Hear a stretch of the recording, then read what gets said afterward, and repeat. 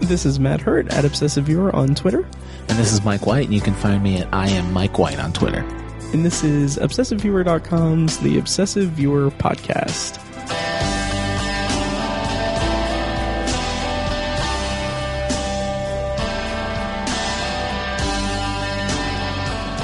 On location in Evansville, Indiana. Yeah, we're at my house. Yes. Oh, dogs are barking. That's so embarrassing. That's a real professional way. Oh, God. Hey. So this is a cool episode. Cool episode because I don't think I've done an episode since the end of the year, 2016 That's episode. true. So I'm back for a spell. Yes. And then it's also cool because if you don't know our friendship history, Matt and I were roommates freshman year here in Evansville. Mm-hmm. He moved back to Indy. Yes. I stayed here. And so he came to visit me. Just kind of, we do an annual visit. Mm-hmm. And we saw a movie last night, which we're going to talk about. Yes. And we decided to do a podcast here at my house. Absolutely. And I am super excited because we were counting the number of episodes we've had in person. Mm-hmm. And this is the third or fourth ever. Yeah. And this is episode 200 and 13, 14. I don't know what number it's going to be. Which, you say it that way, like we're not friends in real life, just podcast. But Matt and I have known each other for a long time. Right. We record in separate places, so exactly, it's fun to record together. Oh yeah. No Tiny though. No Tiny today. Tiny. He's back home. Yep. With his little Gizmo, which is his dog. I was gonna say his fiance's calls as a little Gizmo. No. But if this is your first time listening, welcome to The Obsessive Viewer. We're a weekly movie and TV podcast that covers a specific topic, be it genre, trope, movie, or show each episode. You can find back episodes at ovpodcast.com. Find the blog at obsessiveviewer.com. I should probably change that because I haven't written for the blog in 2 years. You can also like us on Facebook and join the Facebook group at facebook.com/theobsessiveviewer. And also, before I forget, there is a new donate page. So if you go to obsessiveviewer.com/donate, you'll find all the places that you can support us with money, including our new TeePublic store, which is where you can buy official Obsessive Viewer and Anthology merchandise, as well as a Shocktober and Irvington t-shirt. All of the proceeds go to us to help the podcast, keep the podcast running. So again, that's obsessiveviewer.com/donate. Lots of cool stuff, lots of new stuff since I took my sabbatical from the show. Right. I'm not saying it's better since I left, but it's different. It is. Since I left. And it is a sabbatical. You didn't quit. You're coming back eventually. I mean, I'm here now. It's going to happen. Yes, exactly. Anyway, so we're here today while your offspring is napping. Mm-hmm. We're here to talk about Pirates of the Caribbean, Dead Men Tell No Tales. Yeah, I had to remind myself of what the subtitles were because they don't matter. In this series, they don't matter. They're all sentences. Was the first one The Curse of the Black Pearl? Yes. First one was Pirates of the Caribbean, The Curse of the Black Pearl. The second one is it Dead Man's Chest? Dead Man's Chest, Dead Man's Chest? Yeah. So two of them have Dead Man? That doesn't sound right. I think the third one I know is At World's End. At World's End. And then the fourth one was On Stranger Tides. Yeah. Dead Man's Chest. So Dead Men Tell No Tales and Dead Man's Chest. Yeah. And so when we went to the movie, which I invaded your movie night. You did. Well, that's okay. Well, I was actually just going to say that. So I've said many times I see a movie every week with my friend Jake. We're coming up on this will be 7 years in the fall of doing movie nights every night. We missed one movie night of our own volition, and that was the Thursday night after the Cubs won the World Series. Okay, we missed it because we stayed up way too late celebrating.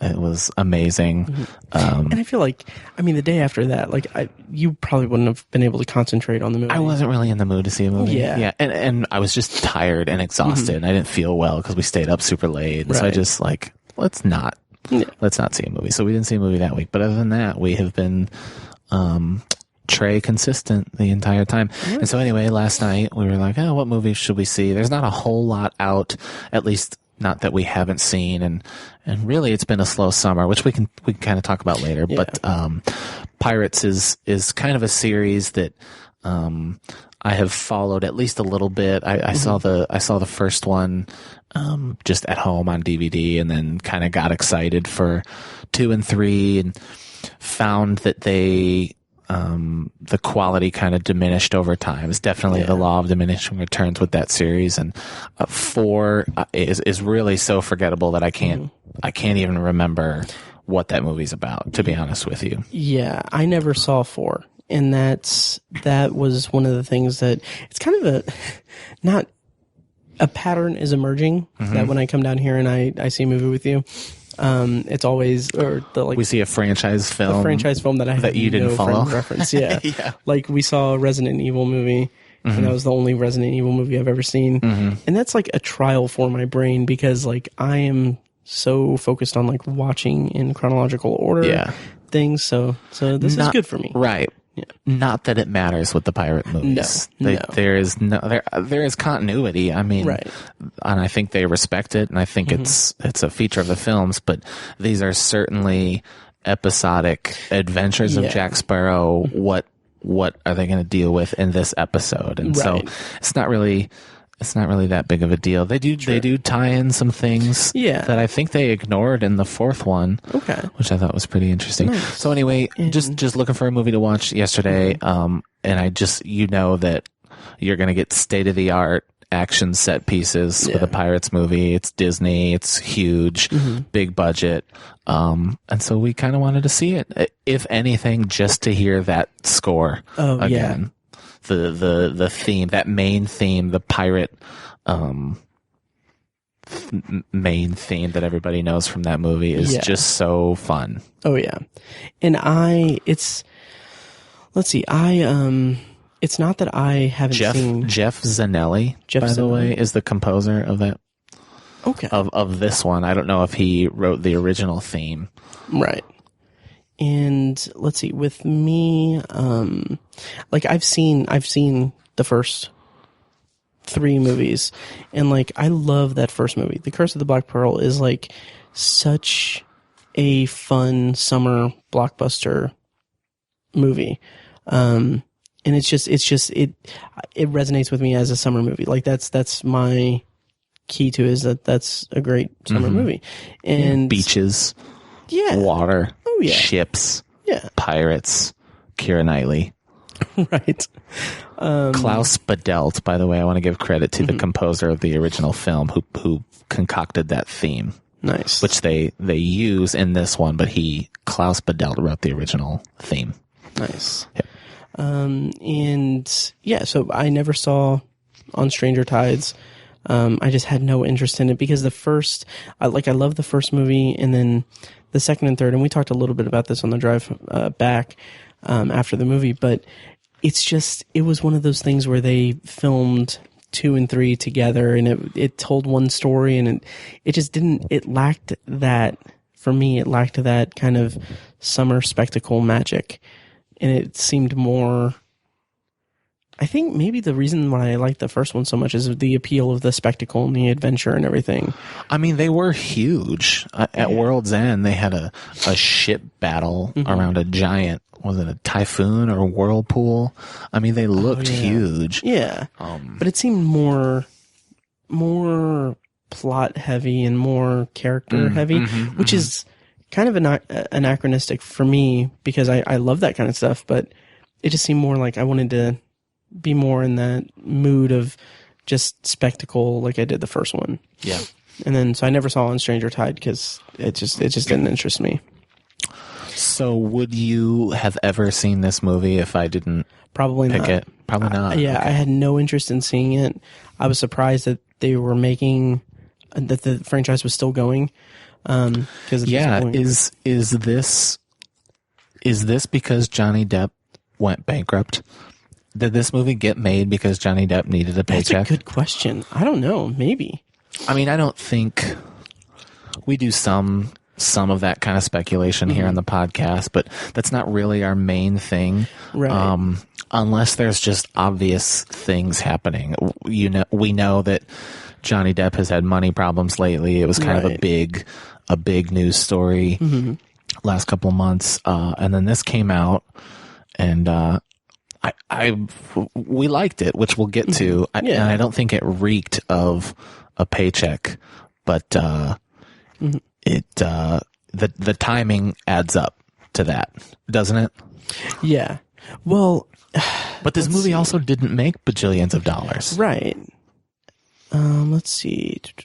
I'm just going through the trivia here, and it's something that, it's something that's kind of interesting. We've talked about doing like a topic episode related to what I'm about to say, but, also, this, like, according to the trivia, I'll just read it. The film was being produced as Johnny Depp was going through a bitter divorce from his wife, Amber Heard. He was chronically late to the set, to the point where it ate into the schedule, as the set often came to a halt for hours at a time. It got to the point where a production assistant was hired just to wait outside Depp's house and announce that he was awake when they saw the lights inside come on. Oh, my God. Yeah. And that kind of... I don't like that. That sucks. Yeah, it definitely does. And that kind of brings me to a question that I want to posit here. That's like, I have a friend that I go see movies with all the time, and when we saw the trailer for Pirates of the Caribbean 5, she had said like, well, I don't really want to see any Johnny Depp movie after what happened with him and his wife. Right. And like, and I get that. I totally get that. And that's a tricky thing. It is. And I don't know, like, does that ever factor in, like, an actor's, like, public-private life? Yeah. Factor into your enjoyment of it? Oh, man. You know, to be honest, I didn't think of it while we were watching the movie. Right. It is something I considered when he went through all that stuff. We were kind of talking last night. Not that I'm any strong activist or anything, but I am, I'm vocal about domestic abuse, and that stuff really bothers me. I think, athletes have a problem with it, and that kind of bums me out. Yeah. And I don't know, like the activist part of me kind of wants to not see that movie. Yeah. I remember, a couple years ago when Chick-fil-A made their stance about gay marriage, and I was like, okay, well, I'm going to stop eating Chick-fil-A for a while. But then the part of me that loves really chicken. Like chicken. I know. And I don't mean, I'm sorry that I like to make a joke of it. I'm sorry to make light of it, because it's not light. And I think that's, I'm a huge supporter of gay rights, the gay right movement, and all that stuff. And so to make a joke, I don't mean to diminish the importance of it. You're not homophobic, but yeah, right, exactly. 95% of every sentence after that statement is homophobic. No. But anyway, I'm also just not a strong activist. I don't know. My moral compass is not very strong. So I like delicious things, and I like good movies. I don't know that maybe that makes me a bad person, but to be honest, your $10 to $16, how much is that really going to affect it? Yeah. Right. Okay, and the whole like domestic abuse thing, like that, and I'm totally right there with you. Mm-hmm. And then I don't know, with things like that, that's kind of tricky too. Like, did you hear the Bill Burr like defense of Johnny Depp? No. Yeah, he went on like this huge rant which is Bill Burr's prone to do. Sure. On his podcast, where he was like, he like explained like, no, this is not the way it happened, and I know them, and I'm really good friends with them, and like I was there the night before, and blah blah blah. Mm-hmm. And and I mean that, I don't know. The other tricky thing about it is, and I don't like, I cannot put anybody who has been involved in domestic abuse off the hook. Right. I will not do that. Yeah. But the other thing is, sometimes they're not guilty. I know. Right? And it's one of those really awkward. Yeah. What do you do? What do you do? Like that. Because it's so easy to get emotional about it and want to protect these people who are abused, which is important, And so at what point is it like, cause you don't want to be victim shaming or victim blaming or anything. We're not a political podcast, so I think we might be getting into that area. We're a little bit out of our depth. But we're out of our depth. But I think it's a thing that activists don't talk about enough. Right. The what if we're wrong feeling. Yeah. I don't know. People are they're so up in arms about fighting for a thing, which is a good thing. Yeah. But people, I don't know, maybe it's the internet, I guess, have gotten so passionate about things, they refuse to take a step back and say, what if we're wrong? Right. And it's one of the things that is so important to me is to always ask, what if I'm wrong? What if it's a learning experience. Right. Life is all about asking, what if I'm wrong? It's how we learn.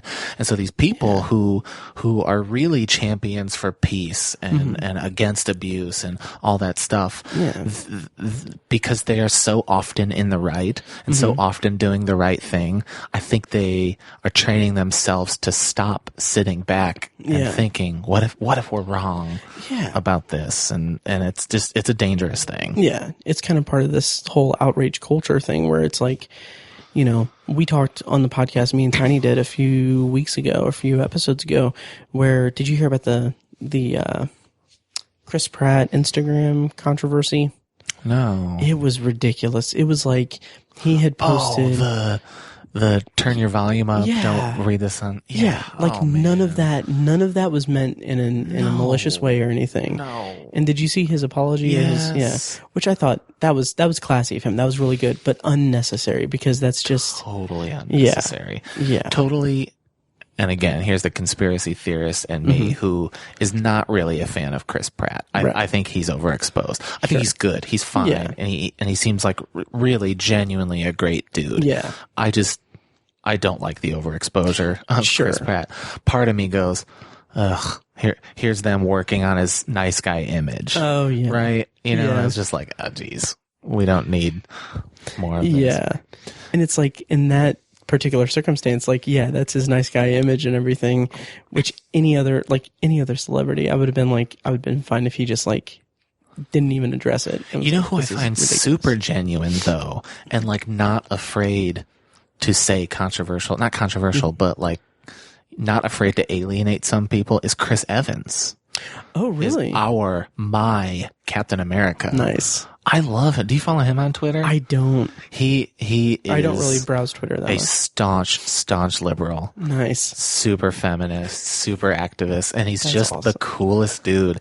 And so super anti-Trump, and is just not afraid. Anytime something happens, not afraid to speak his mind. Nice. And it just seems so Captain America of him. I love that he's Captain America. He pisses me off a little bit because he's too perfect. Like he's like he really ridiculously good looking. He's incredibly talented. Yeah.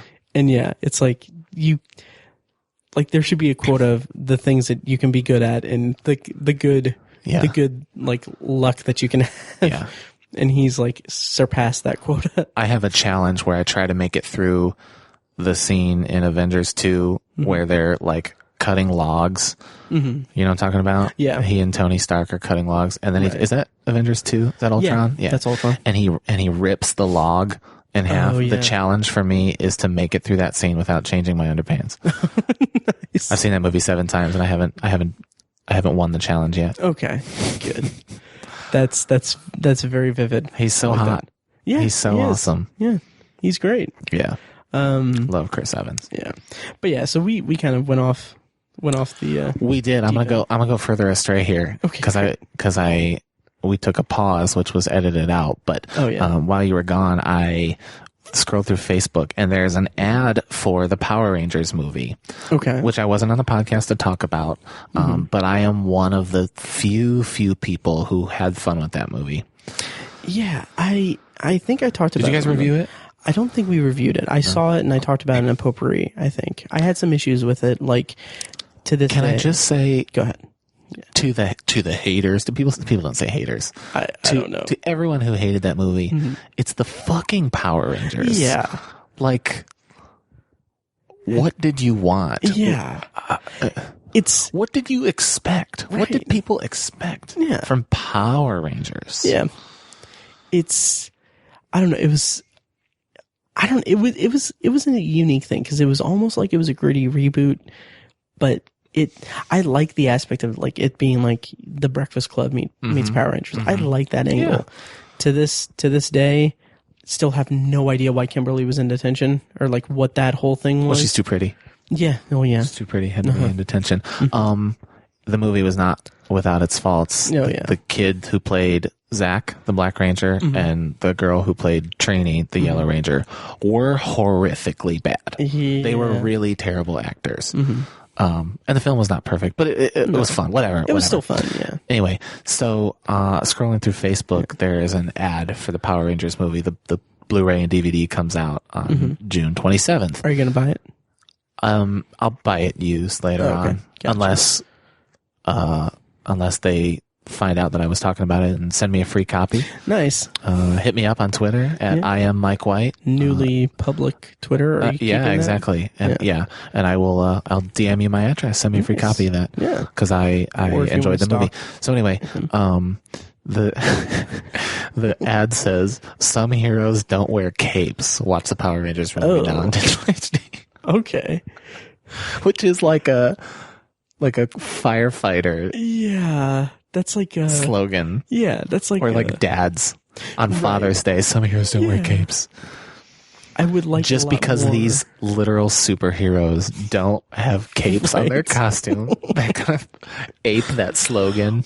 Wow. For like normal people. Yeah. Oh, that's embarrassing. That is embarrassing. Like I would have liked if they said like some heroes don't wear capes, they wear motorcycle helmets. Yeah, right. Or something, because I was a Power Ranger for Halloween one year. I was the Red Ranger. Okay. And my mom did not like to buy brand name costumes. She made our costumes. So she made a Red Ranger costume. That's awesome. And we used a plastic motorcycle helmet as my helmet. That's so cool. Nice. Yep. It wasn't that great, but bless my mom's heart for doing that. And this was last year? So Pirates of the Caribbean, this was,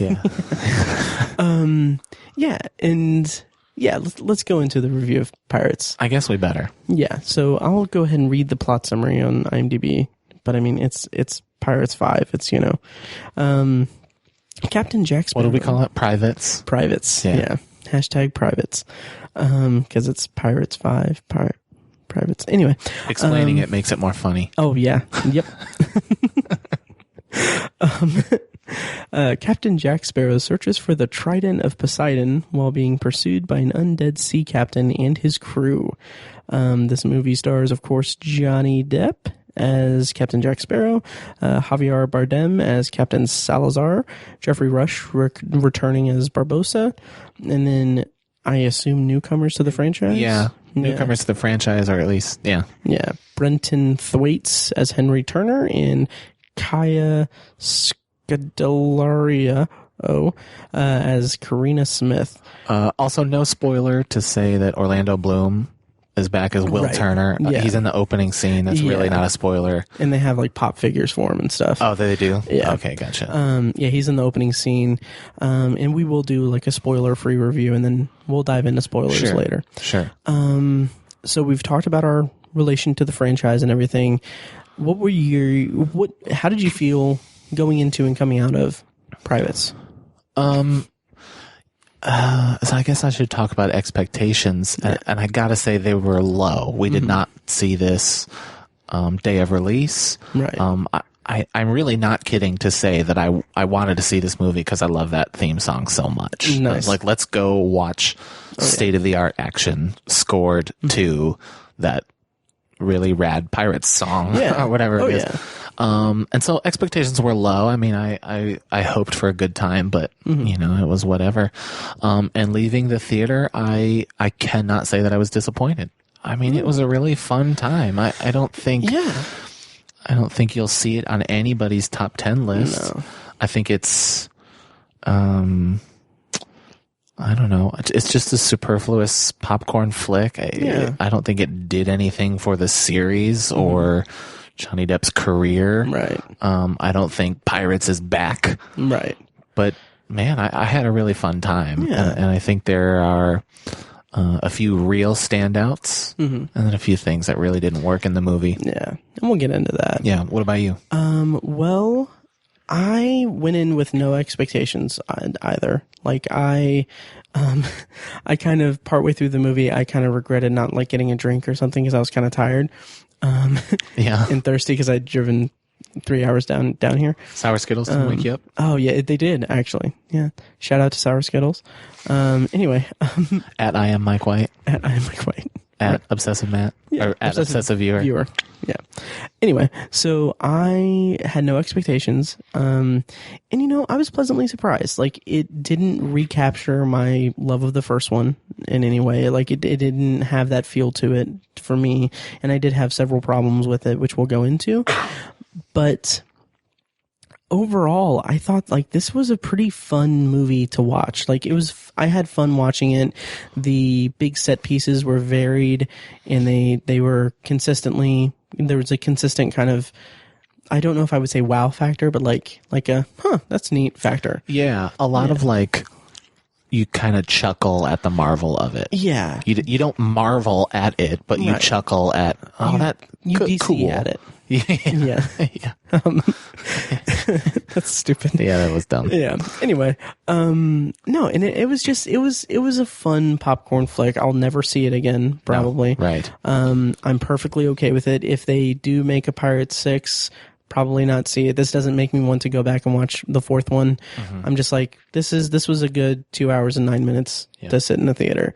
The people behind us, though. Oh my gosh, they had the best time. They did. They really did. I mean, part of me, their hearts. Yeah, part of me throughout the movie was like, oh my god, these people just laughing at the dumbest things. Yeah. But then really, like really laughing hard at everything.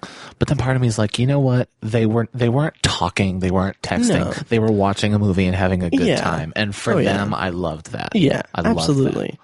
Yeah, and there were some aspects of it that I liked a lot, and then others that I was just like kind of just indifferent to and even didn't like. And we'll talk more about that. But my overall thoughts are that, this was a fine experience, and I was okay with it. Yeah.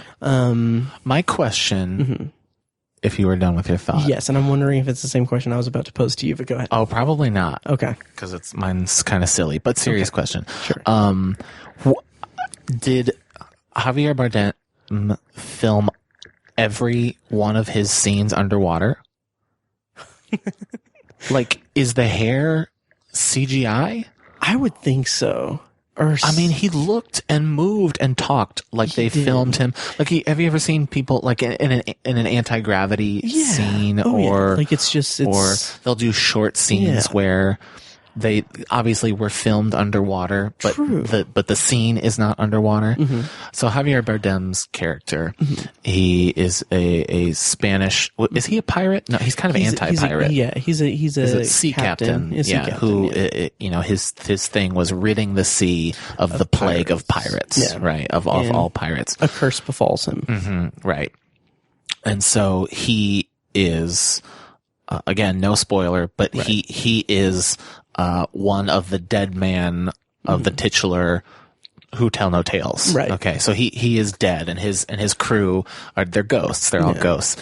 And I was just going to say incredible special effects. Yeah, incredible special effects. It reminded me of like Barbossa's crew in the first movie. Yes, and it kind of had that kind of I want to say nostalgia to it, but it kind of had that connection to it to me. Sure. Or like actually scary. I thought. I mean, I would not take a 5-year-old to this movie. No, it's pretty scary. Some of the scenes where they like, Salazar, Javier Bardem's character is Captain Salazar. His ship kind of likes to destroy other ships, and so he and his crew will kind of hover over another ship and jump like down. Transforms. Yeah, exactly. It's like a transformer. Yeah, kind of. So he and his crew will like jump down onto another ship, and it has that really cool like theatrical thud you hear when they land, and there's a hiss, and they add a growl to his voice in post. And he was the the feature presentation of that movie. I thought he was the best part about it. And I just want his hair flows, and his mouth kind of moved strangely, and he moved his coat. It's like his face is like just like disconnected from his head. Yeah. And it's a cool effect. Yeah. It is. And I wouldn't be surprised if he had a bald cap and they just put in the hair stuff. Just all CGI. Yeah. Yeah. So well done though. Yeah. It honestly looked like he was underwater. Yeah. I don't know. I mean, who knows? That's the magic of movies. Right. Don't you love that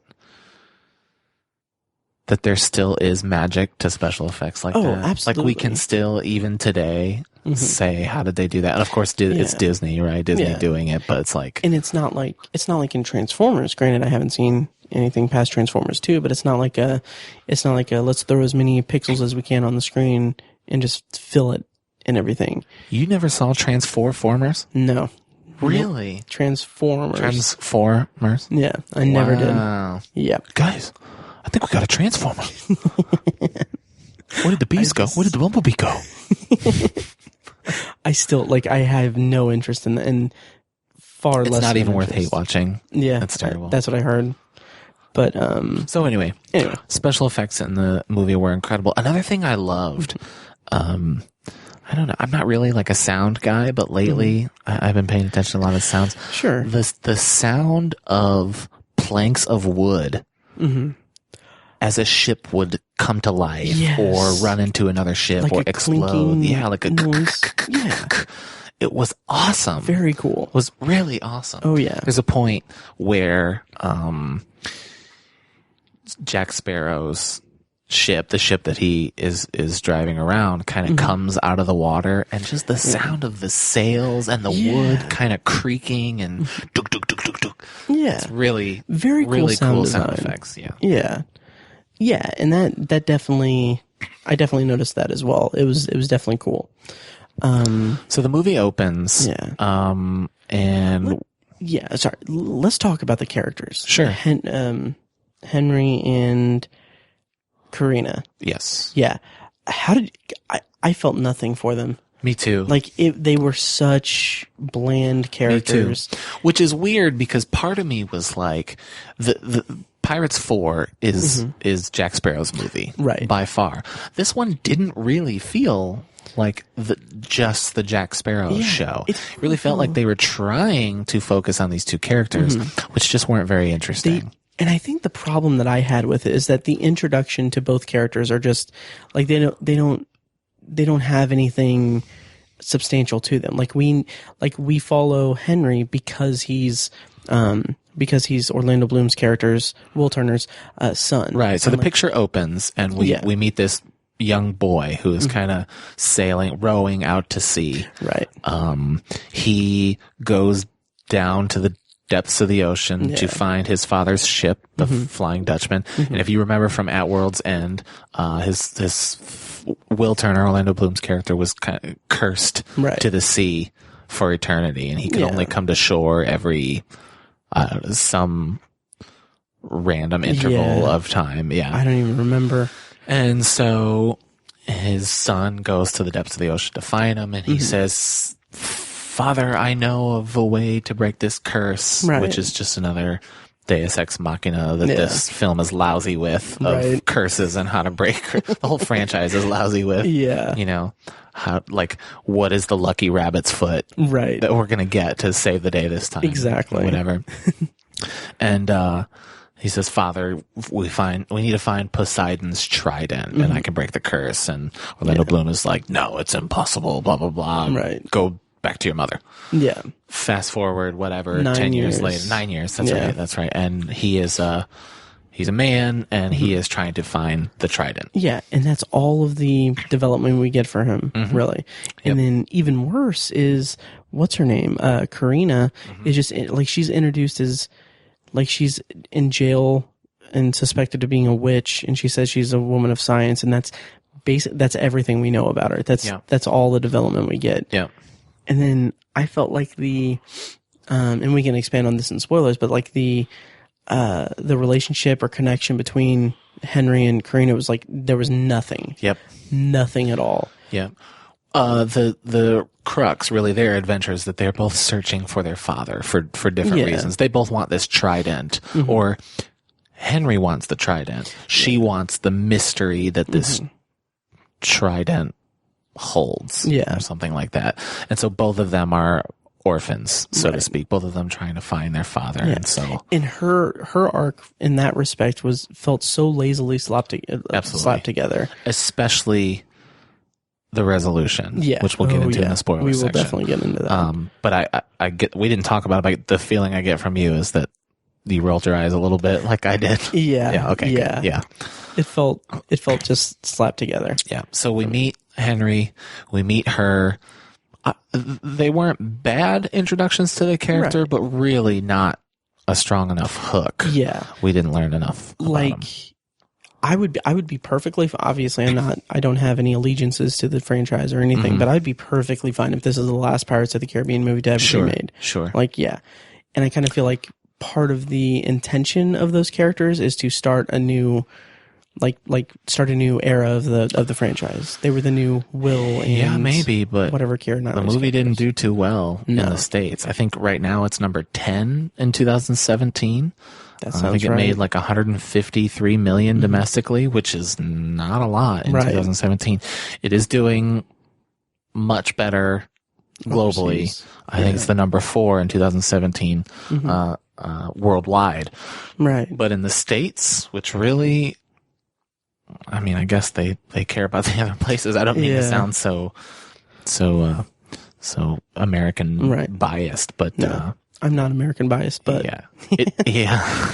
But like those overseas did not numbers do well here. And those overseas numbers do matter. They do. Like they. I mean, you could argue sometimes, foreign box office like China, the numbers in China like are maybe bigger than they save franchises. They save absolutely. Franchises. Anyway, so we get those characters, and then something else that I thought was strange was I got the feeling in the introduction of Henry Turner and Karina that Jack Sparrow was like this myth that no one had seen for decades.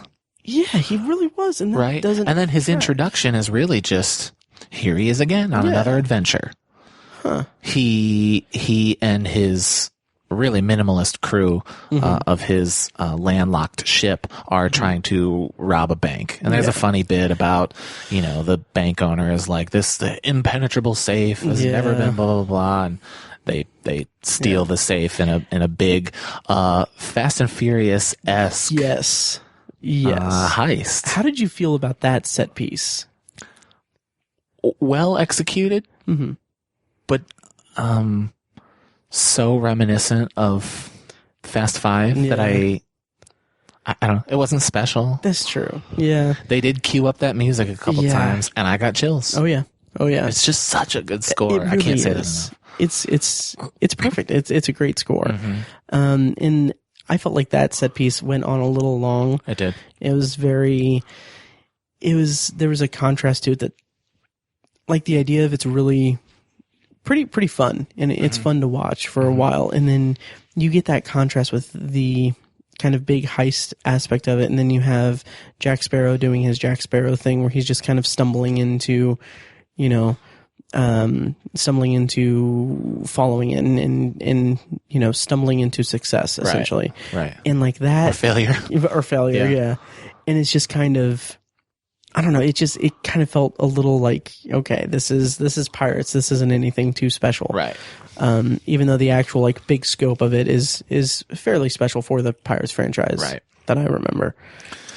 So we are reintroduced to Jack Sparrow. We kind of get our principal characters, and then we kind of flash back to the movie kind of flashback to, not flashback time wise, but we cut back to an adult Henry Turner, and his ship goes into the Bermuda Triangle. Is that what they're trying to? I don't know if it. Yeah, I think like the triangle from which no one returns, or something. It was called map. like the Devil's Triangle. Devil's Triangle. Yeah, the Bermuda Triangle, right? I mean, that's basically the where Javier Bardem's Captain Salazar, his ship of ghosts is there. Mm-hmm. He destroys the ship that Henry Turner is on. Yeah. They leave one man alive. Henry happens to be his man and says, "Go tell this legend. Right. Go tell Jack Sparrow I'm coming for him." Mm-hmm. People are gonna die. I don't know. Right. Whatever. Yeah. It's a story, right? Yeah. Who cares? And so events happen, and they meet up. They are running from Barbossa comes back. Yeah. People are trying to get this trident. It felt a little overloaded with characters. All Definitely. It didn't feel like they converged well. No. Like, you get Barbossa comes up and it's like, okay, well, now his motivation is to do this, and it's like, it was a lot of like I was kind of bored mentally just tracking everything and following everything. It just felt like way too much. And I do like that they brought back Barbossa, I guess. Yeah, I don't know Barbossa's arc from the first one. I don't know, but in this movie he's like a wealthy pirate. Yeah. He owns a fleet of ships. Yeah. He's like the king of the pirates. The king of the pirates. Yeah, he does well for himself. Yeah. And so Javier Bardem Salazar, just call him Salazar, is back, and he's destroying ships, and he destroys a couple of Barbossa, Jeffrey Rush, his ships, and Jeffrey Rush says, no. Right. And then they meet up and make a truce to find Jack Sparrow. Yeah. And it's a fine movie, like we said. It's fine enough.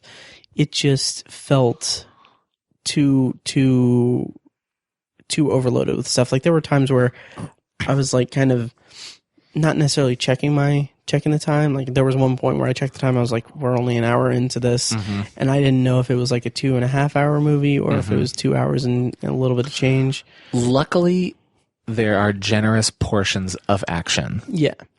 But it really ground to a halt between set pieces. Yeah. Oh, absolutely. Which weren't often and weren't long. Really, they weren't long. Not frustratingly long, but a minute longer in any of them, and I would have grown pretty impatient with some of the slower parts. Yeah, because we don't have that fun character dynamic because the newcomers are so bland. Right. And so is Jack Sparrow in this. He doesn't have he has lost the moral ambiguity. There is no, in the first one especially, and I think the original trilogy, he's kind of this dastardly pirate. He's kind of a bad guy with a heart of gold. Yeah. He's just the hero here. He's just a good guy. He's just drunk. Right. And that's why the second movie works fairly well from my memory of it, because you have that arc where you don't know if you can trust him or anything. Right. And then he does like a whole sacrifice thing at the end for the cliffhanger for the third one. Like, that works. That's fine. But like here, like you said, he's just Captain Jack, the drunk pirate that is the hero of the piece. So much so gone is the villainy, right? So gone is the dastardly aspect of Jack Sparrow that we actually get his origin story. Yeah. And he's a full-on, fresh-faced, do-gooder hero. Yeah. In the flashback, which was the scene I really liked. I did too. It's not just Jack Sparrow's origin. I mean, it is that, but it's also how Salazar died. Right. It's an exposition dump in the middle of the movie. Absolutely. Absolutely. And so there's a cool bit of ship sailing thing that happens, which I actually enjoyed very much. I thought that was really cool. And you kind of see Jack Sparrow become captain of his ship. And, they de-aged Johnny Depp. Yes, which I was going to mention. Please. That I thought, like, I was trying to ascertain whether they had DH'd him or just hired someone who looked just like him and was like a brilliant actor and imitating.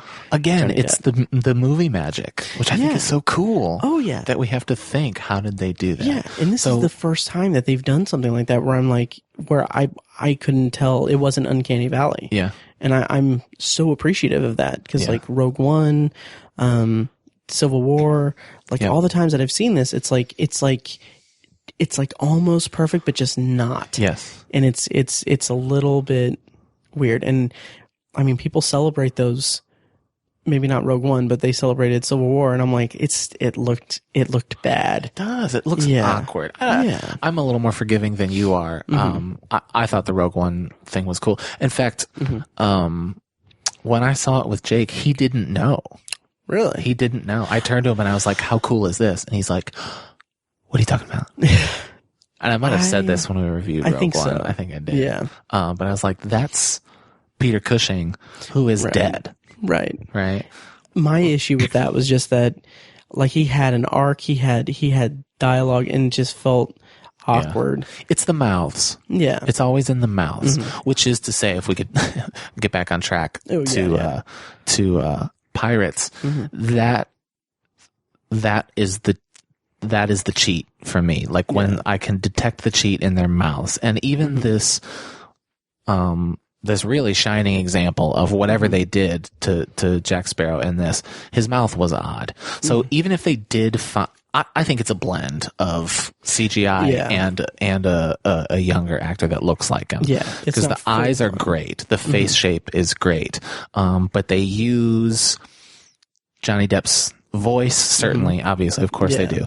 But I also think they used his lips.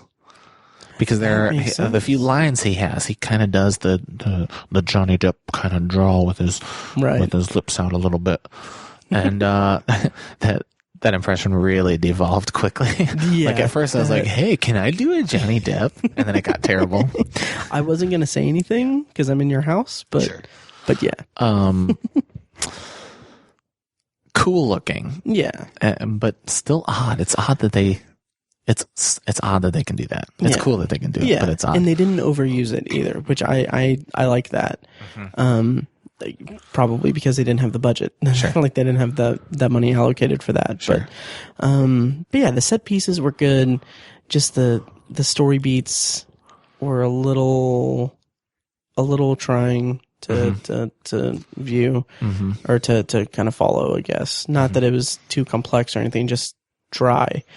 And kind of boring for me. What else can we talk about in non-spoiler? Well, I think the movie was a victim of, it happens a lot with big action movies, of kind of too much going on one screen. Yeah. That kind of like, really every big budget action flick kind of falls victim to this at some point, where there's so much action that the scene gets muddled. Yeah. Right. And I can't quite tell what's going on. And it's really hard to track. It's really hard to track what's going on. Yeah.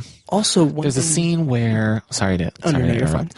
There's a scene where, kind of toward the end, one of the like the kickoff of the third act, when they're headed toward the island with the trident, and the two ships are warring, the ship that Captain Jack is on, and then there's Salazar's ghost ship, and they're kind of warring back and forth, and Jack Sparrow is kind of jumping back and forth between the ships and like using the cannons as steps, which looked great. Yeah. But it's dark. So not well lit and rainy, and so part of the ship comes alive and attacks Jack Sparrow, as does Salazar. And I had trouble not just telling the difference between Salazar and the statue or whatever, but also Jack. So like things would happen, I'd be like, what? Yeah. And maybe because my left contact got a little dry. Okay, sure. that I lost my place a little bit. Yeah. But that kind of stuff, especially at night, and when it's just cut. Yeah. And that also, I lose my way a little bit. Yeah, and also it's a very finite space for that. So they had to kind of go back and forth, and it kind of felt like a little disorienting because we saw the same place from different angles and stuff. Right. And it's really hard to keep track of the space that they're working in. Right. Because not only are the tight shots obviously difficult to discern because they're tight, but even the wide shots in such a confined area get muddled. Oh yeah, because most of the space on the left and right is just the ship. It's ship, exactly. And it's just you're pointing into just a narrow passageway in between. Yep. And and then that's another thing that I kind of thought was missing from the movie was that, like, that first movie, it's so much fun to see them do sword fights and to do all of these cool choreography based sword fighting things. And then, like, even like one of the faults of the first movie is that they're going to such extremes to fight these, to have sword fights with these creatures that can't be killed.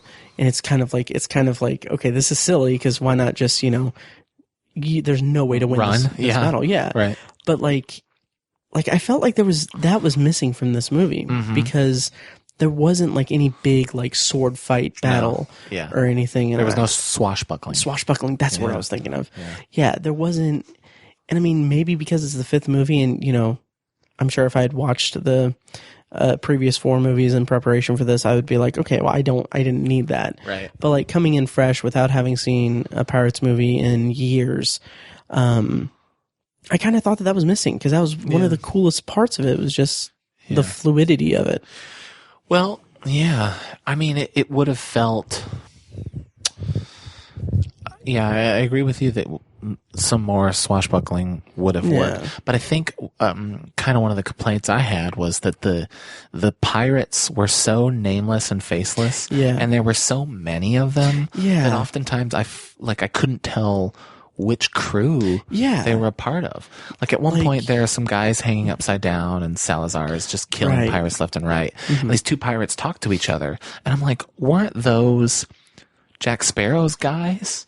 And then they cut and it's part of Barbossa's crew. Right.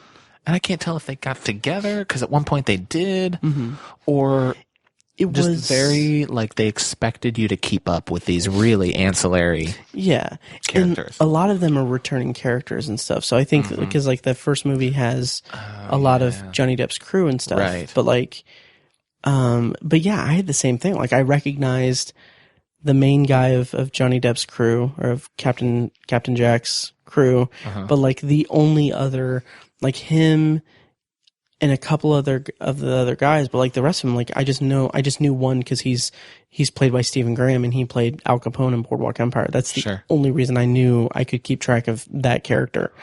It was kind of the same with Barbossa's crew because we only get like two characters that are not even named, but that have speaking roles essentially. So like when you have like a scene where Salazar is like you said, killing off like the pirates, it's like, okay, these are just background. These are extras. Totally. It's they are like a half a step above an extra. Exactly. Yeah. Is it spoilery to talk about the cameo? Because I'm pretty sure it was announced. I think I've seen pictures. Announced. Yeah. I never caught on that it was announced, so maybe we can just save it for spoilers just in case. We can do that. Yeah, we can kind of start wrapping up the non-spoiler because I'm running out of things to say. Sure.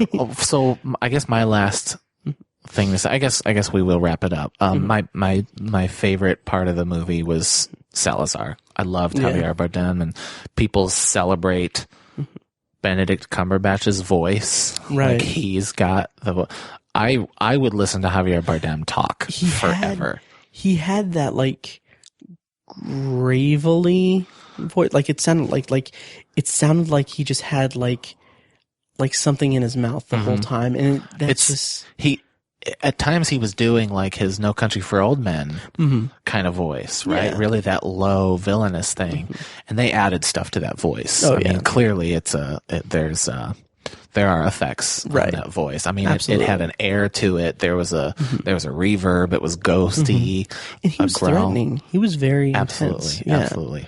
But man, his voice is so awesome. Right. I love Javier Bardem. Me too. Does he narrate any audiobooks? That would be amazing. Oh, I think so. I don't know if he I don't know if he narrates a specific book, but I think there's like episodes. You know how Audible does kind of episodes of things. Yeah. By the way, Audible, I love Audible. We're both Right. Audible subscribers. Yes. Hit us up at I am Mike White at Obsessive Viewer on Twitter. I'll take a free credit. It's whatever. me It's too. whatever. Yeah. I love it. I've been a fan for 2 years now. whatever. But I think he's done like celebrity episodes of something. Okay. I don't know. Lincoln on the Bardo. Have you heard of that book? No. Is it David Saunders? Something Saunders, George Saunders. I don't know. He was a short story writer, wrote his first novel. It's very celebrated. People called it one of the best of 2016. Okay. And there are like multiple characters in this book, and a lot of celebrities did voices on it. So for some reason, I feel like Javier Bardem is on it, but I could be wrong. I just looked it up because I can browse the I can browse the Audible store on my Apple Android. iPhone does not allow you to purchase on Audible. Yeah. And I was lamenting that to Matt earlier today. And he didn't know what I was talking about because he can do it on his Android. Yeah, George Saunders. It's Lincoln in the Bardo. Yeah, I don't see Javier Bardem's, but it says full cast. So I don't know. It's like Nick Offerman, David Sedaris, George Saunders, Carrie Brownstein, Miranda July, Lena Dunham. But yeah, anyway, he's great. Yeah, nice. So my question to posit to you as we kind of wind down the non-spoiler review, is do you feel like your enjoyment of this movie, because even with its problems, we did speak pretty highly of it. Yeah. It was really fun. It's a really fun movie. Is that because it was a fun movie, or is that because this summer so far has been kind of a stinker? No, I think that's a really good question. And it's kind of one of the things we talked about beforehand is my friend Jake and I, who we really need to get on this podcast. But absolutely. I talk about him so much on the podcast. He's kind of like this side character. Right. Does he really exist? Kind of like Tiny felt about me before we met in person. One of the things we've said is we have become very forgiving of some really bad movies lately. Yeah. We see so many. We see so much garbage that really movies that I would give a C to, I'm saying are good. Yeah. Like I'm having fun with. The best example I mentioned earlier, we saw Power Rangers with a group of friends, and everyone hated it. Like eye-rolling groans throughout the whole movie. And halfway through, Jake and I looked at each other and we're like, this is fun. Like we like this movie. And when the movie was over, we thought a lot of it was cool. I mean, it was like, we're very forgiving to some movies. So to your question, maybe I'm being a little forgiving. But like I said, I think it met my expectations. Right. If that's my gauge for the film. Yeah. And that's another thing. Going in with such low expectations, like, I mean, it's going to be hard to be disappointed. Yeah. No, I think I don't think my review is unfair or biased. Right. I think I think it is not a special movie. Right. It's not a different movie. It's not an amazing movie. Right. But if you want to see a fun popcorn flick in the summer, you might as well see this movie because there's not much else out there. Yeah. Yeah. And granted, we're only in June, so. Yeah, summer started yesterday. Yeah, exactly. So, never mind. Which was also the 4-year anniversary of this little podcast here. Oh. Yeah. Cute. Yeah. Cute. Yeah, anyway. So did you find yourself, like, comparing Pirates at all with any of the other movies you've seen this summer? Did that even hit your radar? Short answer, no. Okay. As of right now, how would you compare it with your summer? Well, if we're saying summer started when school let out. I'm a teacher. If you're not a listener of this podcast, I teach, and so he's just really into school schedules. I can. It's kind of creepy. As an adult, I follow school schedules. I mean, it's Oh God, it's the movie of the summer so far, I guess. Wow. Yeah. Interesting. We were really What have I disappointed seen? with It Comes at Night. Oh, really? Yeah. I haven't seen that yet. I guess I didn't get it. Maybe we'll talk about it after you've seen it, or maybe we'll talk about it at the end of the year podcast. Yeah. There's no time for it here, but Right. see it. It's worth seeing. It's very well constructed. I've heard the trailer is very misleading. Oh my word. Yes. Let me, well, no, it's kind of a spoiler. Okay. It's a spoiler to say. Gotcha. No, I think it's been in reviews. Okay. It doesn't come. Okay. Does it at night though? There is night, Okay. but it doesn't come. Really? Something comes at night. Okay. Okay? The it is not what you think. The Sure. it is not what the trailers would have you believe. Purport it to be. Right. Okay. Interesting. And okay, so I guess a better question is like, which was better, this or Wonder Woman? Right. Which you saw last week. Which I saw last week. Yeah. I guess Wonder Woman. I guess Okay. Wonder Woman was better. Yeah. Also not phenomenal, but Right. You were fun kind enough. of. How about Guardians? Was that this summer? When did Guardians come? It came out the weekend of May 7th. I was still in school, Okay. So that doesn't count. so that technically doesn't count. Yeah. But yeah, Guardians was better. Guardians was Yeah. pretty great. Yeah. Oh, I I loved it. don't know why. I can't figure it out. Mm-hmm. But I do not sing the praises of Guardians of the Galaxy as loud as everyone else. Like as a else franchise? does. Yeah. Okay. I don't know why. Because it's mean, fantastic. yeah. It's fantastic. I think Honest Trailers hit it on the head when it's Space Avengers. It is Space Avengers. Yeah. And for me, the fun of comic book movies Mm-hmm. is very potpourri of us.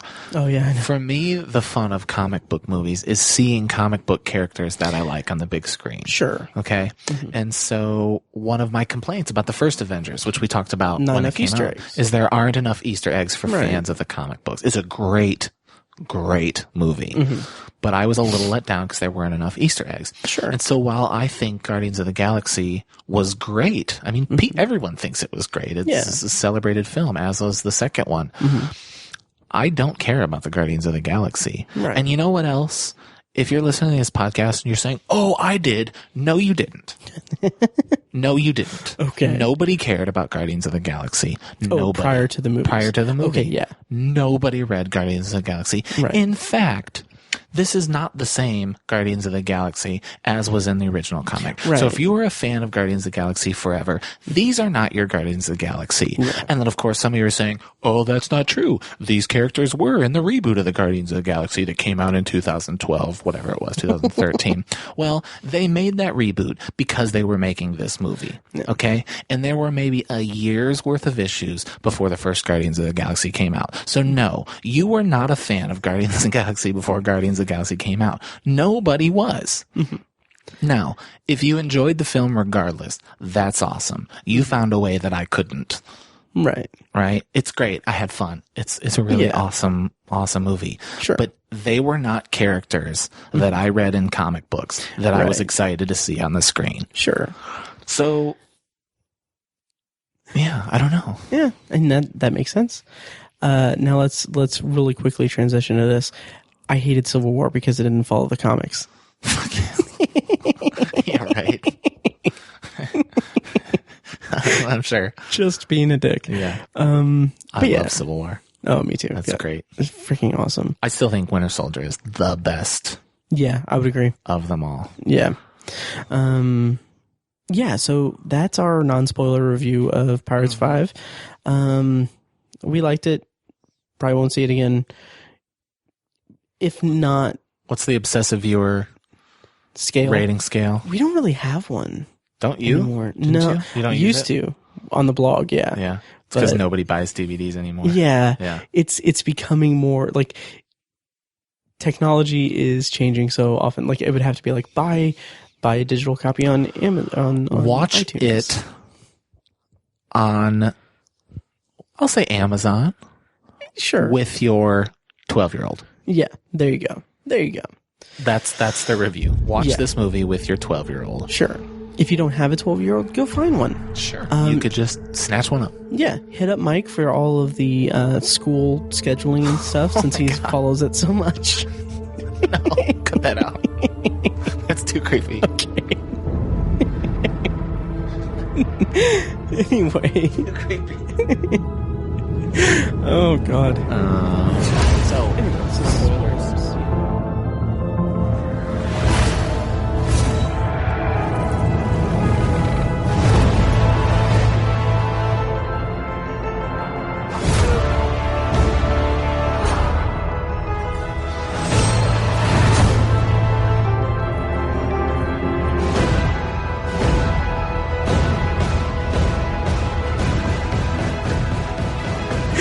Oh, God. So, Anyway, so spoilers. Yeah. Paul McCartney Yeah. plays Jack Sparrow's uncle Jackie. Did he call him Jackie? I think, I don't know, but yeah, you had to point that out to me because I don't. Yep. Yeah. I forgot that he was going to be in it, but as soon as like Johnny Depp stopped and kind of did one of those like the movie stops because here's a cameo moments. Yeah. Like, you know, when you can feel that happen in a movie, like this guy has his back to the camera and it's like, oh, here we go with a cameo. Yeah. As soon as that happened, I was like, oh yeah, Paul McCartney is going to be in this. Right. He was good. He was good. He sounded like a pirate from Liverpool. Yeah. And they didn't overdo it. No. It was a good, well-timed thing. It was very cute and interesting. Yeah. Enough. Oh yeah. Yeah. Yeah.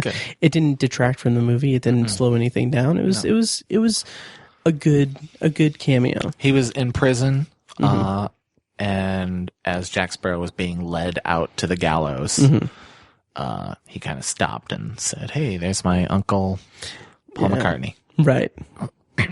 And that whole sequence, that like him being sent to the gallows, like I liked that because it did harken back to that original movie. Yes, with the guillotine blade coming up and down. Yeah, that was very cool. like tense and silly. Yeah. At the same time, which is what the originals were right built on. Yeah. Is that tension and silliness. And the little swashbuckling we get in the movie is contained in there, and it was cool. It was cool, and I like that there was that surprise that his old crew was there to save him, and that Henry was just doing a diversion.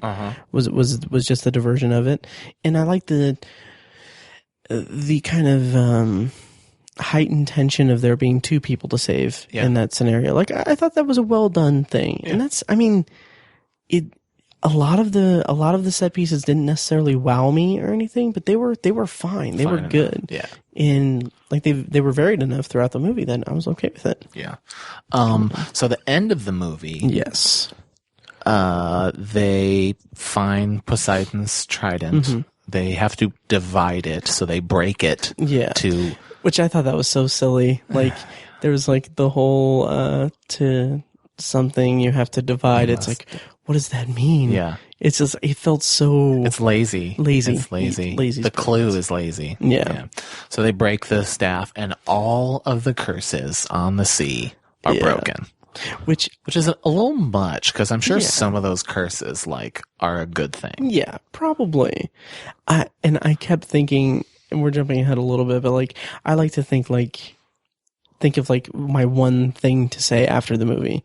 And I didn't get a chance to say it last night, but I just imagine like Orlando Bloom, that end scene where he comes up, like just going up to Henry and being like, I could have fucking drowned you, dick. Like, like really? You couldn't give me a heads up? Well, and also, didn't it take a couple weeks to sail there? What was Orlando Bloom doing? Yeah. For a little while. Right?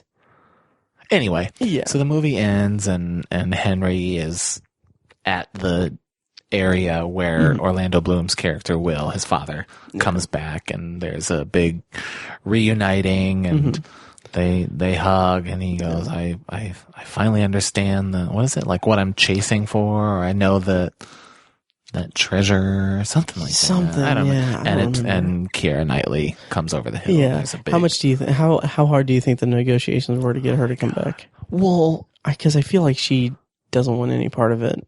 Yeah, but who is she to negotiate? And that's true. Right? That's true. Yeah. Like, we pretend like she's a big deal, but Right. But and that's very true. I just thought, for some reason, like, that must have been a hassle. Like, I kind of wonder. And she's in it for 2 minutes. Yeah. 2 minutes. I mean, Orlando Bloom's in it for 4 minutes. Right. But he bookended the film. Yeah. Did that work for you, the two of them reuniting? Yeah. Will and Elizabeth? Yeah. Yeah, I thought that was fine. It's cute. Yeah. Yeah. It brought closure to the series. That's why I thought, like, this could be the last one. If it ends, that'd be nice. And this is a great bookend to it.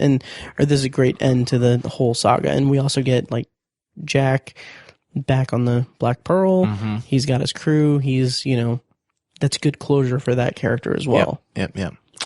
Final spoiler. Mm-hmm. So Karina, if you don't remember who that is, Right. it's because she is not that valuable of a character.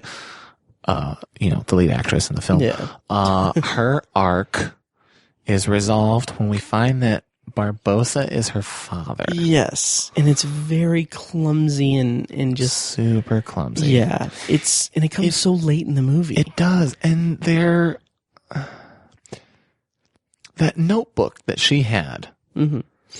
Did she fill in all those pages with her notes, or did Barbossa know how to find the trident and didn't for 20 years? I think she filled some stuff in, because I think there was a scene where she was filling in the notebook a little bit. I guess which she did.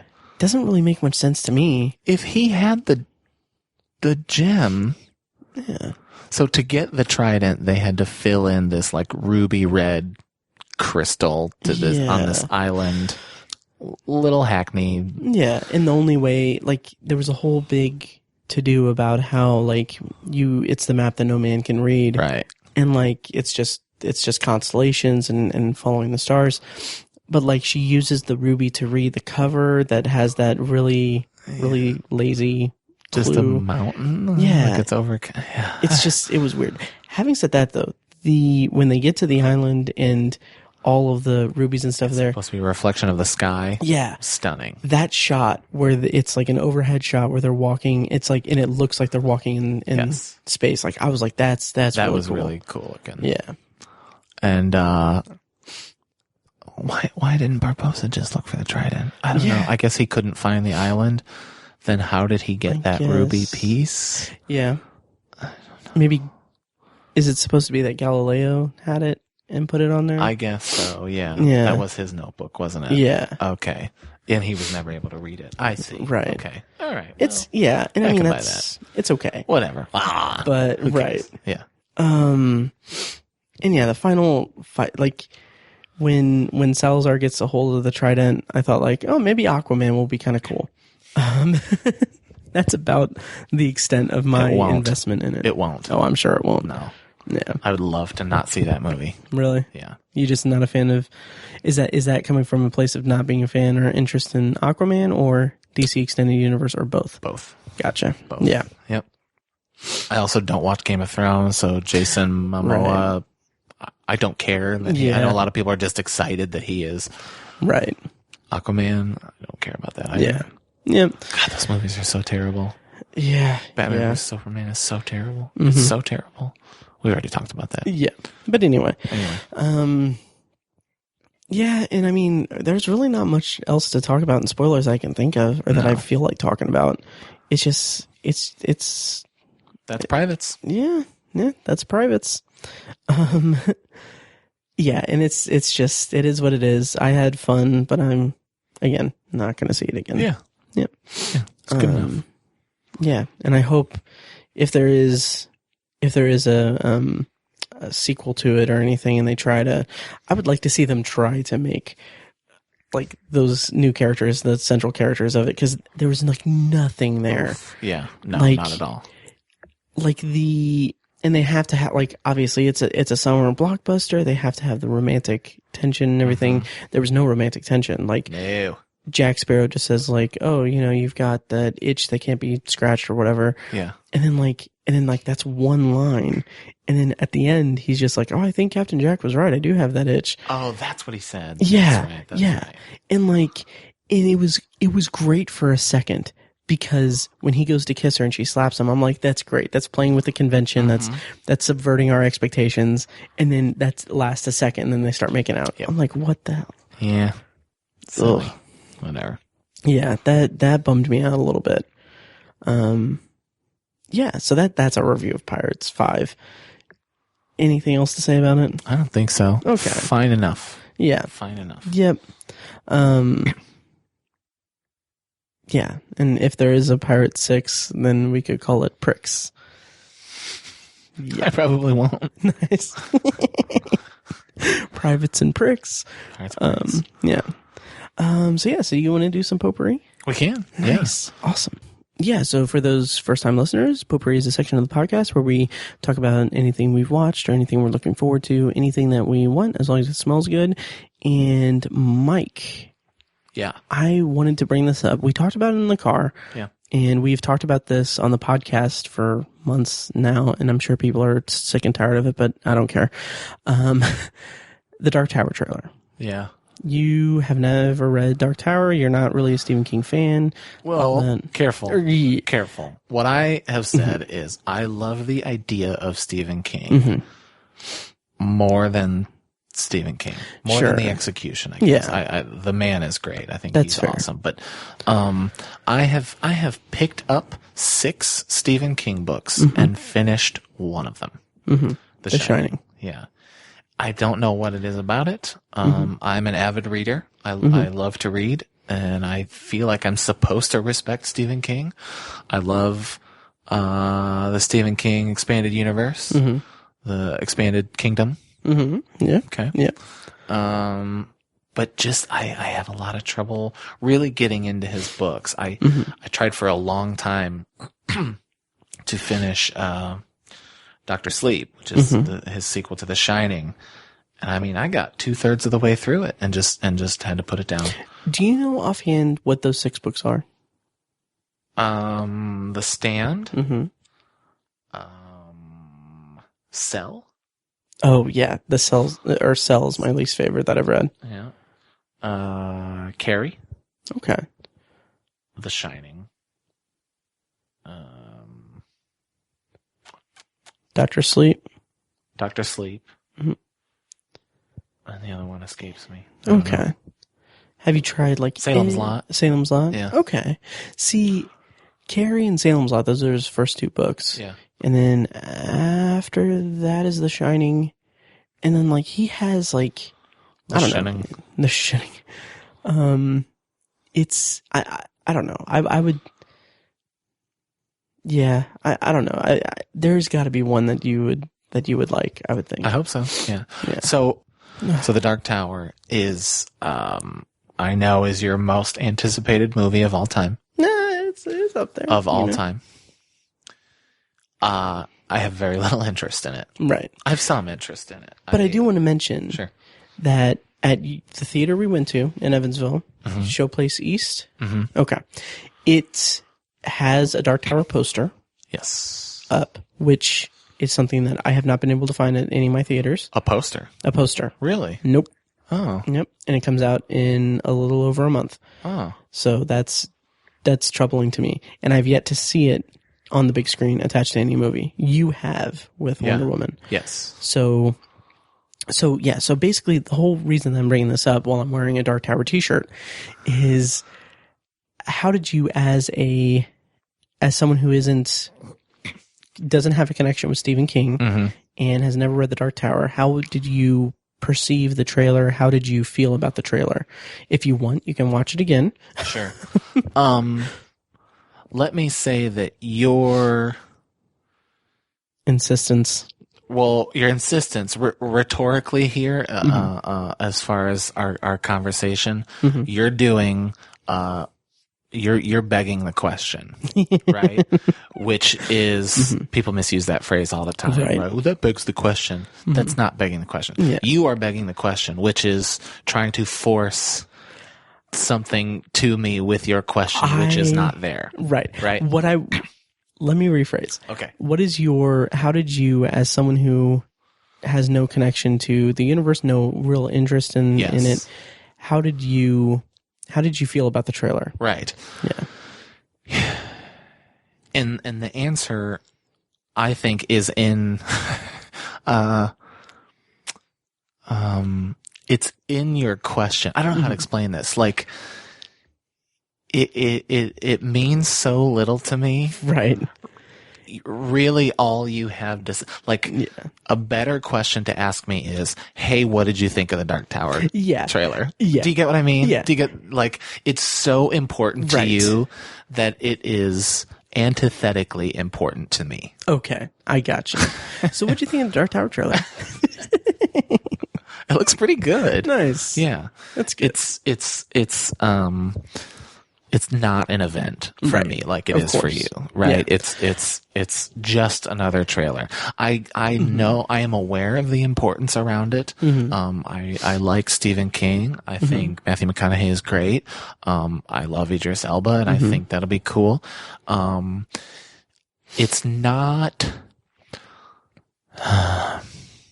Like I'll say again, when the trailer came up, I knew what it was. Right. Because I had, I'm following the news of it. Sure. I am an obsessive viewer. I care. Right. But I didn't go, wait guys, shh, let's stop everything. Exactly. Here it is. Sure. Okay. Yeah. It was akin to seeing the Wonder Woman trailer for me. Yeah. Okay. That said, I think it looks interesting. Okay. I can't even remember it that well. Right. I didn't take notes. Right. You did remember part of the Gunslinger's Creed. You said it was a little cheesy. Yeah. Which that's fair. It is a little cheesy, but that's okay. It's a good line. I just, I don't know. Lines bug me now. Sure. Creeds bug me. They're just so cheesy. Yeah. But like, I think what I'm wondering, because I'm so close to it. Like there's no way I can objectively view it or anything. Right. Or, yeah, of course. So like what I've been doing is I've been asking people like what they thought of the trailer, knowing that they have never read it or have no interest in it or anything. Cause like my hope is that it's going to make enough money where they can continue the franchise and do what they like, make a whole thing. That's my hope. So I'm aware that it's possible. I'll say the worst thing. I'll say the worst thing, right? I will. You're going to make me cry. No. Kidding. Let me like, I'll either shed light on your worst fear, not your worst fear. If you're not a fan, it's not that special. Right. Oh, yeah. Right. Oh, okay. I totally understand that. That's how I felt about it. Yeah. It looks like a lot of other movies. Yeah. I don't know. Sure. If you don't care about the source material, like if I was in high school, if I was 17 and saw that trailer, I don't know that I'd be all that interested in that movie. And that's fair. And I understand that completely. And I know that, and that's what, like, I do have high expectations for it just because I love this property so much. And yeah, ideally I would love for it to be a success. I would love for it to be like, get a full chance and everything. Yeah. I know that in the grand scheme of things, the likelihood of that happening is pretty minimal. Yeah. Like, I mean, I don't think it will be panned. I don't think it's going to be terrible. No. In fact, I don't know. It might be adored. Yeah. I think it looks like what it feels like to me, and please don't take offense to this. No, I'm not going to take any offense. Is like a dystopian young adult novel adaptation done well. Sure. And okay. That's understandable. Does that make sense? Yeah. And that actually gives me more hope and everything, because I hope people are tricked into seeing it because of that, because that's kind of big now. Yeah. Except that the trailer makes it feel older than that. Yeah. Like it's not exactly young adult. Sure. It's not the Maze Runner. Right. It's the Maze Runner for grown-ups. Yeah. Does that make sense? It does. It does. And it's like, and like I've gone on record that like it's not gonna break my heart if the movie isn't a success. Like it's really not. And you're kind of smiling because well, just that you have to say it. It's but it's really, on your mind. It's on my mind. Yeah, I mean I've had, I wouldn't say nightmares, but I've had dreams where like the movie is unceremoniously dumped on Netflix without a theatrical run. Like I have that dream. I've had that dream before. But I've also had dreams as far back as like a year ago where I'm in the theater and I'm about to see the movie. Like and I understand it. I was not this excited for Star Wars. And my scale of excitement is called the Star Wars scale. Right. And that's the thing. I wouldn't, and you'll probably call bullshit on this.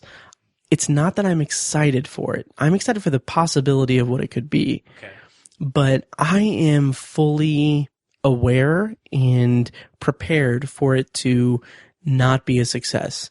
And I'm even prepared for it not to be a good movie. I think you have to gauge or maybe readjust your idea of what success means, because I think it'll be good. I'm talking monetary success, like box office success. Yeah. Because I don't want it to be a bomb, because I want that hope for them, because they have it set up. Like, they're talking about doing a TV show. They're talking about like MRC is going to make a season of the show, and like that's what's been announced, is that they're going to do the show. And they've got Ron Howard still as a producer. Spun off of this. Yeah, it's going to be basically the fourth book is most of the fourth book is a flashback to Roland as a teenager. Okay. So they're going to adapt that book into a TV show, which is like, that's in line with my dream for how to adapt the Dark Tower series. So it wouldn't be Idris Elba. No, it would just be a teenager. Gotcha. Okay. And like, that's my dream for the adaptation. But like, even if I don't like the movie, even if the movie sucks. Oh, okay. Okay. Even if the movie sucks and everything, I still have those books.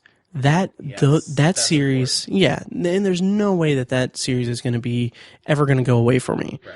Like, that's what I have. Right. And the way that the series is written, like, this movie is just it could be a companion piece. It could be something that just falls off. It's not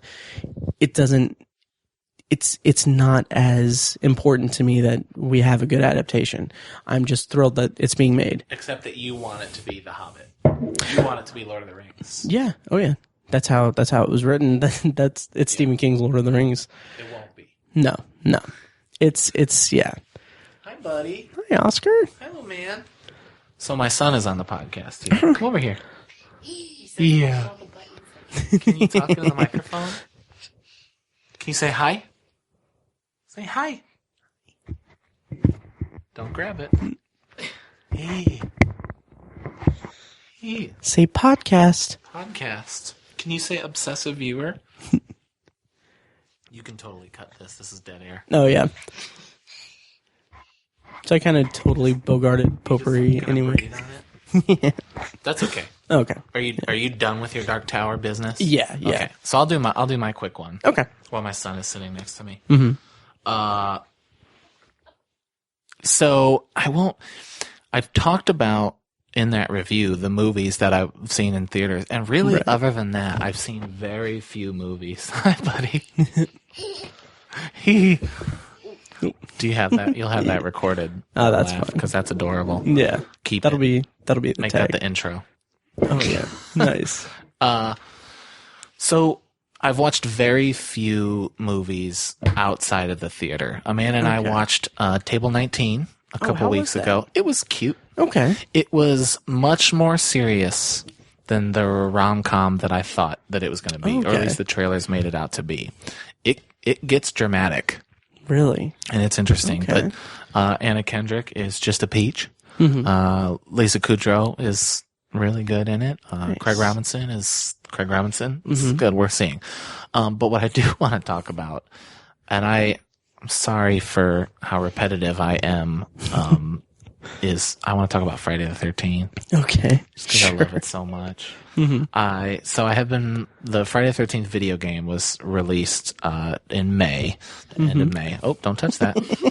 Was released in May, and it's a game I'd been following since they announced Summer Camp Volume 1 3 years ago, before Friday the 13th came along. Was it somehow kickstarted? It was kickstarted, okay. Yeah. Gotcha.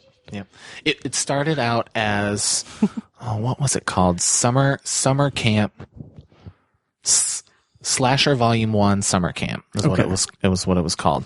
And I was excited about it then. Like they showed a little bit of art and I was like, man, this feels like a Friday the 13th game. Nice. Turned out they wanted it to be. Okay. And then Sean Cunningham, the producer of Friday the 13th, kind of owns the rights. Used to own the rights. We'll see what happens. Oh yeah. He said, yeah, let's make this a Friday the 13th game. So they brought Tom Savini on, who did the special effects in 1 and 4. Your favorite? Yeah. Sean Cunningham was on board. They got Kane Hodder, who is like the Jason. When you think of Jason, he's like the guy. He played Jason the most times, 7, 8, 9, and 10. And so it was this whole big thing, and I was like super stoked on this idea that we're going to get a good Friday the 13th game. They kickstarted it. It made the goal. It had some stretch goals. It was awesome. Nice. The game is great. It's had some bugs to start out with, but whatever. Yeah. But so I won't talk about that because this is the obsessive viewer, not the obsessive gamer. Right. So as a result, I have been, again, just obsessed with the film franchise. And so at the end of the school year and the beginning of summer, I was finishing up my yearbook. I'm the yearbook advisor at my school. And so I just continued to work on that while I watched in the background the entire Friday the 13th franchise again. Sure. And I just love it so much. Nice. There really is no... They're not quality pictures. Right. I don't think anybody thinks they are. That's kind of a redundant phrase. But there's something about the campiness that's just so great. Right. I really loved taking campiness. Yeah, I know. I watched part 5 for the first time in a long time. It might really be like the third time I've ever seen it. Only. Okay. And I kind of liked it more than I remembered it. I still hate that it's not Jason. But it was fun to watch. I have not watched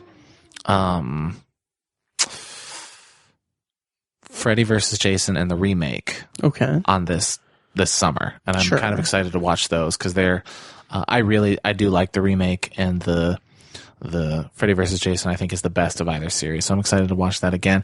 And I've been following, there's this guy, James E. Janice, who does this series on YouTube called Kill Count. And he's been going through the series and kind of reviewing them. And also, actually a new episode comes out today. We're recording on Friday. Nice. And so I think the remake is out today. Should be out today. Okay. And, he just goes over like all the kills and talks about them, and those are great. So it's just been, I found at the library the Crystal Lake Memories retrospective oral history of, and it's just been great to go back into that world again. This thing that I love so much, just to kind of reinvigorate it with this video game and that whole franchise. It's always interesting to me because it's always interesting in kind of a, not shell shock, but I'm a little surprised every time that you have such a connection to Friday the 13th because I've always associated Halloween with you, the Halloween franchise. I know, that's true. Yeah.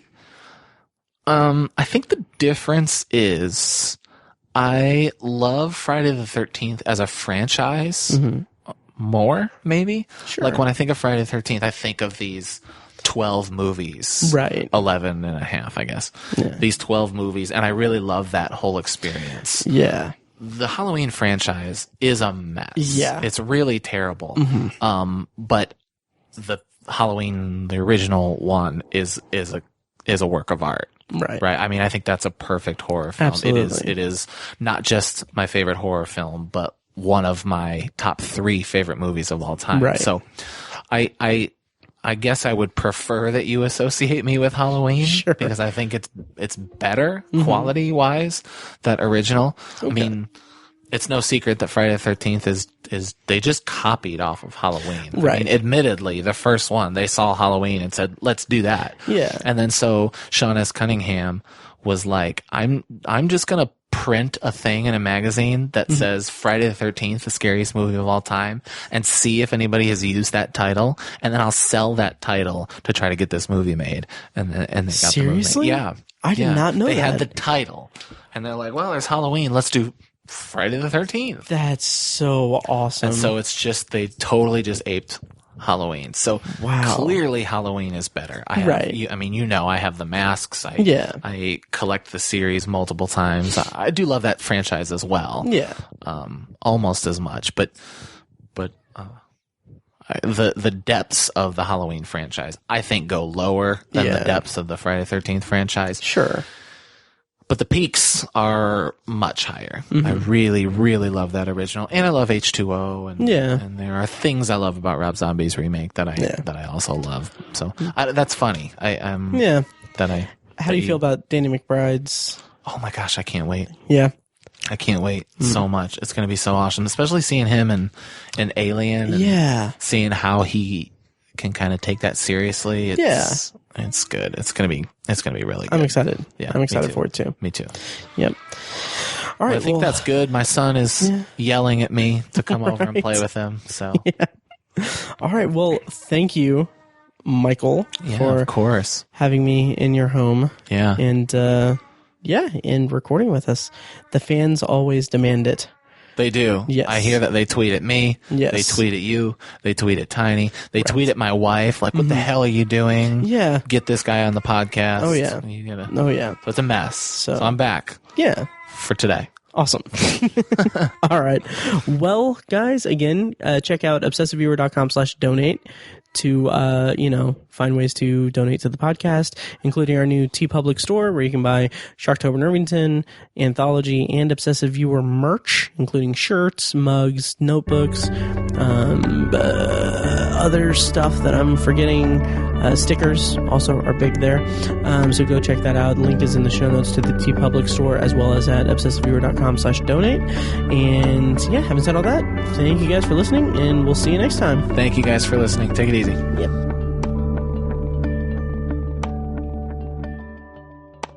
Hey guys, I recorded this episode a few weeks ago with Mike, and I just want to say thanks for listening, and if you're a new listener from meeting us at PopCon this weekend, thank you for checking us out, and I hope you enjoy the show.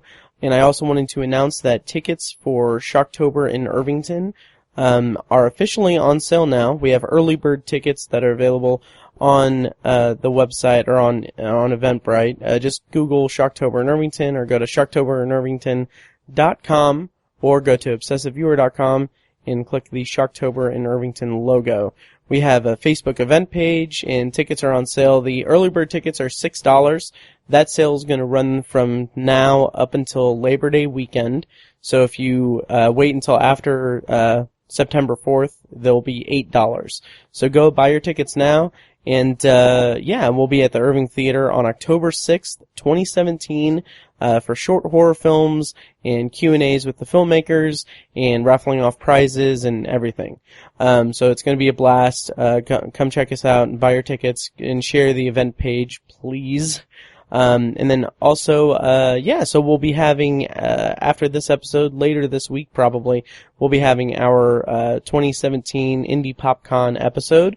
It was a blast. We had such a great time, and it was great to get to hang out with all of our convention friends. So, stay tuned for that. Thank you for listening to The Obsessive Viewer, presented by ObsessiveViewer.com. You can find more of our episodes at ovpodcast.com, and you can subscribe to the show on iTunes, Google Play, Stitcher, or anywhere else podcasts are found. If you'd like to support the show, the best and easiest way is to leave us a rating and a review on iTunes. More ratings and reviews means it'll be easier for people to find the show in the highly competitive film and TV podcast genre. It also provides us with valuable feedback on the show. If you'd like to donate to the podcast, you can make a one-time PayPal donation at obsessiveviewer.com/donate or become a patron at patreon.com/obsessiveviewer for recurring donations with different reward tiers. Every donation goes toward paying the fees to keep the podcast running and is greatly appreciated. For official Obsessive Viewer merch, including shirts, mugs, notebooks, phone cases, and more, visit our TeePublic store. You can also buy other great TeePublic designs in our store, and we'll get a small commission on the sale. You can find a link to the store in the show notes of this episode and at obsessiveviewer.com/donate. The Obsessive Viewer's theme song is An Eclipse of Events and is provided by Loudlike from their EP, Mistakes We Must Make. You can find that and more great music from them on iTunes. and like their Facebook page at facebook.com/loudlikemusic. Any and all feedback on the podcast is encouraged. We love to hear from you guys. You can contact us by emailing podcast@obsessiveviewer.com or by tweeting us at obsessiveviewer, at obsessivetiny, and at IamMikeWhite. You can also like us on Facebook and join the Facebook group at facebook.com/theobsessiveviewer, where you can take part in discussions and polls between episodes. For more podcast content, check out Anthology, Matt's solo podcast, where he's reviewing The Twilight Zone as a first-time viewer and exploring other classic and contemporary science fiction anthology TV shows. You can find Anthology at anthologypod.com and anywhere podcasts are found. For book lovers, you can check out our sister site at obsessivebooknerd.com for book reviews, author spotlights, and a general celebration of reading. Finally, if you're philosophically curious, check out Tiny's side project podcast, The Secular Perspective, which explores the concepts of faith, religion, and existence from the perspective of secular hosts Chad and Amanda. You can find that at thesecularperspective.com and subscribe to the podcast on the app of your choice. Once again, thank you so much for listening, and we'll see you next time.